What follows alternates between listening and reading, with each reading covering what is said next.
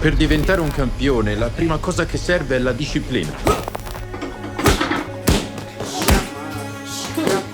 Qui sono poveri, senza soldi, ma determinati a cambiare il loro destino.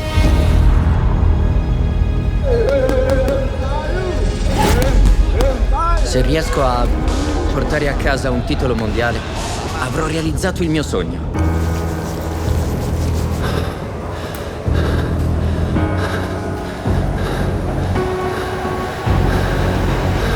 Ladies and gentlemen, Muay Thai.